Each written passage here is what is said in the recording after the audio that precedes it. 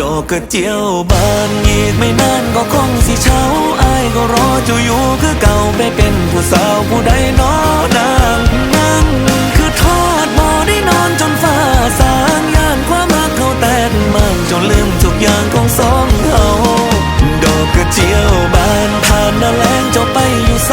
เข้าหน้าฝนบ่โดนเท่าไรน้ำตาของอายก็